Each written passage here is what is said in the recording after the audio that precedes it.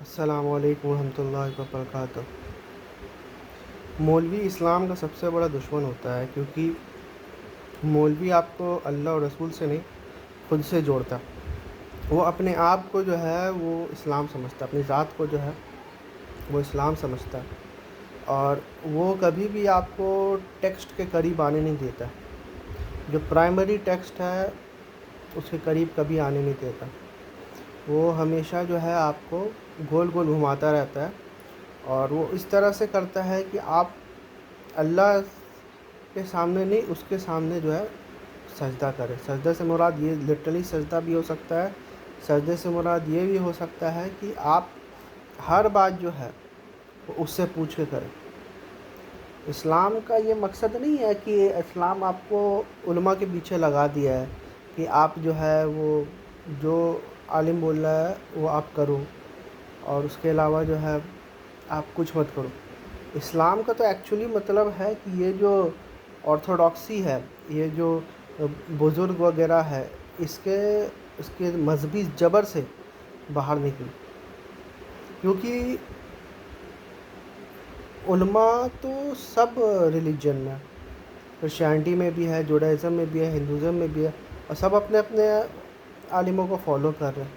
کوئی بھی ایسا نہیں ہے کہ جو اپنے عالموں کو فالو نہیں کر رہا ہے۔ اس کے بعد آپ دیکھیے گا کہ فرقے جنہوں نے بنائے ان کے بھی اپنے اپنے علماء ہیں۔ تو علماء کی کوئی کمی نہیں ہے دنیا میں۔ دنیا میں کس چیز کی کمی ہے؟ دنیا میں کمی ہے کہ کوئی بھی ریلیجن کا بندہ، چاہے وہ مسلم ہو یا نان مسلم، وہ کبھی بھی اپنے پرائمری ٹیکسٹ جو ہے اس کو فالو نہیں کرتا۔ جیسے مسلمان کا پرائمری ٹیکسٹ قرآن ہے۔ قرآن کو یہ لوگ بولتے ہیں کہ آپ ہمارے حساب سے سمجھو گے۔ جس طرح سے کرسچینٹی میں چرچ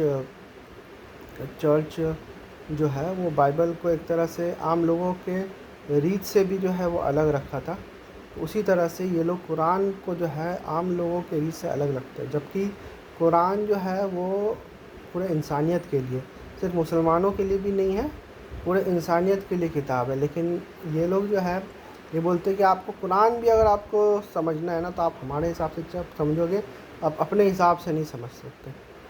تو یہ ایک ایسا آپ سمجھ لیجئے مذہبی جبر ہے، علمی جبر ہے، جو کہ کسی اور فیلڈ آف نالج میں نہیں ملتا۔ کوئی بھی سائنٹسٹ یہ نہیں بولتا کہ آپ میری تقلید کریں، کوئی بھی ہسٹورین یہ نہیں بولتا کہ آپ میری تقلید کریں۔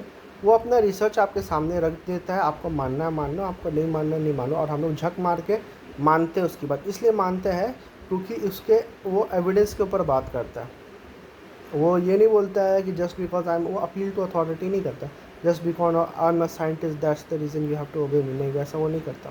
وہ ڈاگما میں نہیں رہتا، وہ ایویڈنس پریزنٹ کرتا ہے۔ آپ کو ماننا ہے مانو، آپ نہیں ماننا نہیں مانو، اور ہم لوگ مانتے ہیں کیونکہ ہمیں پتہ ہے کہ وہ سچ بول رہا ہے، اور اس کو ماننے سے ہمیں فائدہ ہوگا۔ عالموں نے ایک طرح سے دیکھا جائے تو کچھ کنٹریبیوٹ کیا ہی نہیں ہے اس لیول کا، کچھ عالموں کو چھوڑ کر۔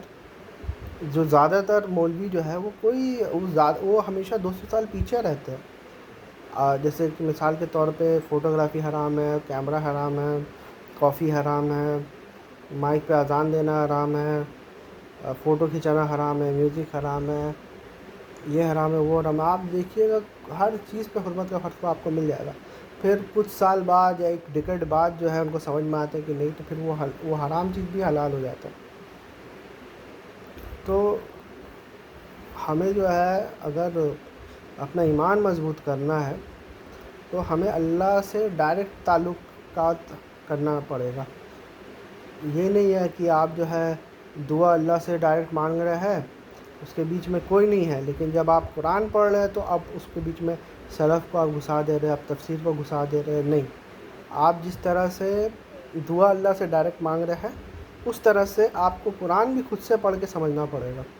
ہاں، اگر کوئی چیز آپ کو نہیں سمجھ میں آئے قرآن کی تو آپ بالکل عالموں سے رابطہ کر سکتے ہیں۔ میں علماء ایز اے ہول کے خلاف نہیں ہوں، لیکن کیونکہ یہ جو ہے ایک طرح سے ایک انسٹیٹیوشن بن گیا ہے، انسٹیٹیوشن اس لیے کہ ان کی اطاعت کرنا اب جو ہے دین بن گیا ہے، اس لحاظ سے میں بولتا ہوں کہ ہمیں اطاعت جو ہے وہ صرف اللہ اور رسول صلی اللہ علیہ وسلم کی کرنی چاہیے۔ علماء کی اطاعت کا کہیں ذکر جو ہے قرآن و سنت میں نہیں ہے۔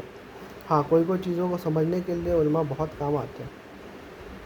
تو جب ہمیں لگتا ہے کہ ہمیں کچھ سمجھ میں نہیں آتا تو ہم جو ہے علماء سے رابطہ کر سکتے ہیں، ایسی کوئی بات نہیں ہے. وہ بھی کوئی اس میں ریسٹرکشن نہیں ہے کہ اگر ہمیں فلاں عالم کی بات سمجھ میں نہیں آئی ہے تو ہم کسی اور عالم سے نہیں پوچھ سکتے. یہ لوگ ایک ناٹک کرتے ہیں، وہ بولتے تقلید میں اگر آپ امام حنیفہ کے تقلید میں ہیں تو آپ کو پورا زندگی اسی کو ماننا پڑے گا. امام شافعی کے ہے تو اس کو آپ انہی کو ماننا پڑے گا. ارے بھائی ایسا کیوں ہے؟ ایسا تو کوئی نہیں بولتا. کوئی بھی فیلڈ آف نالج میں ایسا نہیں ہوتا کہ آپ جو ہے فلاں سائنٹسٹ کو فالو کر رہے ہو تو پھر آپ کسی چیز کو دوسرے سائنٹسٹ کو فالو نہیں کر سکتے. ایسے تو کسی بھی فیلڈ آف نالج میں نہیں ہوتا. دوسری بات یہ ہے کہ انہوں نے دین کو جو ہے وہ پروفیشن بنا دیا ہے، کیونکہ یہ لوگ مثال بھی اسی طرح سے دیتے ہیں کہ اچھا بتاؤ اگر بیمار پڑو گے تو کیا کس کے پاس جاؤ گے؟ ڈاکٹر کے پاس جاؤ گے نا. اسی طرح جب دین کی بات آئے گی تو تم علماء کے پاس جاتے ہو.